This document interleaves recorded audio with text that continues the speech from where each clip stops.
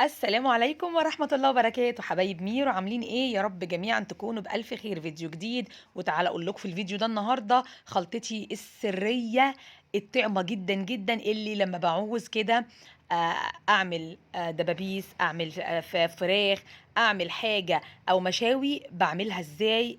بصوا طريقة جميلة جدا جدا هتعجبكم قوي، وهتعجب على الأغلب. يعني الولاد، احنا في أيام امتحانات والولاد طبعا بيحبوا التجديد. تعالوا النهارده اوريكم الخلطه الجميله الخفيفه السهله جدا جدا جدا. هشرح واقول بس صلوا على الرسول عليه افضل الصلاه وازكى السلام. وفي البدايه كده هجيب بوله فاضيه وهحط فيها نص كوبايه من الزبادي. عايزه تضيفي كوبايه كامله على حسب برضو كميه الحاجه اللي انت بتتبليها. مع كوبايتين الزبادي حطيت شويه حلوين من الكاتشب، وبعدين هنزل عليهم بنص معلقة كبيرة من صلصة الطماطم، معجون صلصة الطماطم. اوكي، معلقتين كبار من الزيت، وشوية من الخل، قيمة معلقة كبيرة كده من الخل، وعصير نص ليمونة. تمام، تمام جدا. حطي بقى الملح والفلفل الاسمر معايا، ده اساسي في التست بتاع التتبيله دي. هزود كمان عليهم نص معلقه صغيره من الثوم البودره، نص معلقه صغيره من البصل البودره، وانا عندي الكيس بتاع كنور اللي هو تتبيله ال11 بهار ده، هنزل بيه كله. لو ما عندكيش هتحطي لي نص معلقه صغيره من الكاري، نص معلقه صغيره من الزنجبيل، نص معلقه صغيره من الحبهان البودر، ونص معلقه صغيره من اللورا البودر. لو ما عندكيش الكيس ده بيتباع مش عارفه ب3 ولا 4 جنيه، بس بصراحه بيعلي التست جامد جدا. وحطيت معلقتين من عسل النحل ومعلقه كبيره من الصويا صوص. قلبي بقى وشم الريحه، الله! اللي هيديك التست الجميل بقى والنكهه الخطيره اللي ان شاء الله هتجربوها وتعجبكم، هي نص معلقه من البابريكا المدخنه. مكسي بقى وقلبي الكلام ده كله مع بعضه. وانا هنا غاسله كيلو من دبابيس الفراخ، و يعني شايله منها كده الجلده، ومنغزاها بالسكينه، عامله لها فتحات من تحت الجلد، وبعدين مغطياها كاسياها تاني. يعني بصوا، برفع كده الجلده الخارجيه دي، وادخل بقى التتبيله في كل حته، تحت الجلد وفوق الجلد وفي كل مكان.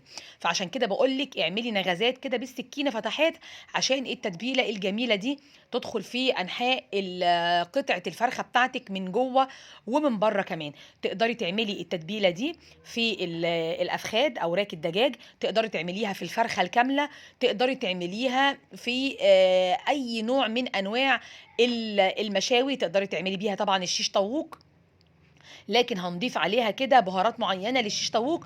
أما التتبيلة دي جميلة وخفيفة وتستها عالي جدا، بس لازم يكون عندك بابريكا مدخنة اللي هتديكي الطعم، وطبعا مع معلقة الصويا صوص وكل الإضافات اللي شفتيها معايا في الفيديو دي هتديكي تطعيمة مختلفة خالص خالص.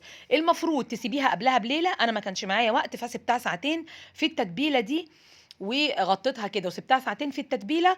وهوريكم النهارده طريقه سوا جميله هتخليها لك مقرمشه من بره وجوسي كده وجميله من جوه، تحفه. هتجيبي عندك شبكة الفرن بتاعتك، أي شبكة، وصينية كده. أنا استخدمت الصينية البايركس دي، ولازم تحطي فيها مش أقل من كوبايتين من المية.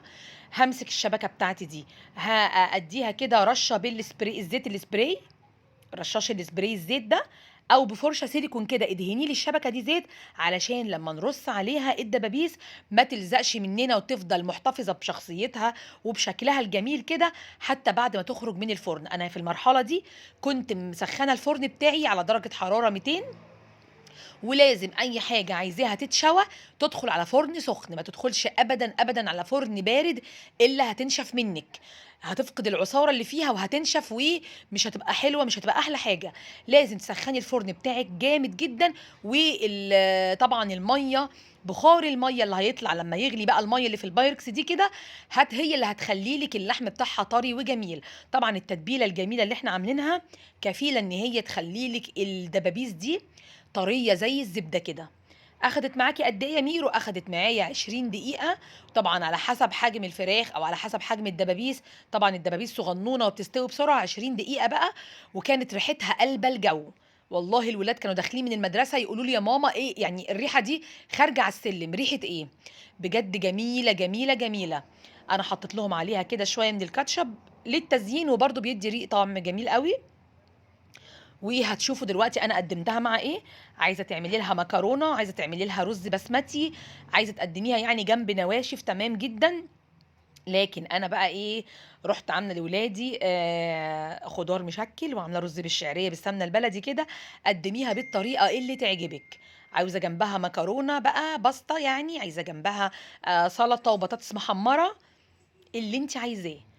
أنا باقول لِك بُصّي، في النهاية هتاكلي طعم خطير، الصويا صوص كده مع التتبيلات اللي عملناها وشوية البابريكا المدخنة، ادّوها طعم خرافي، خرافي، خرافي. كانت juicy ومش قادرة أقول لكم كانت دايبة قد إيه. أنا قدّمتها أهو جنب رز بالشعرية، وجنب تورلي كده خضار مشكِّل، وصحتين وعافية على قلب حبايبي وحبايبكم إن شاء الله. أتمنى طبعًا تجرّبوها وتعليقاتكم الحلوة اللي بتسعدني، دعواتكم الحلوة برضه اللي بتسعدني، ولكم بالمثل إن شاء الله. ما تنسيش لو أول مرّة تشوفيني اشتركي في القناة ونوّريني وفعّلي زر الجرس علشان يوصلِك إشعارات بكل جديد وبكل فيديو بانزّله إن شاء الله. يا رب يكون الفيديو عجبكم واشوفكم في فيديو جديد كالعادة حلو وسهل ومفيد. سلام عليكم، باي باي.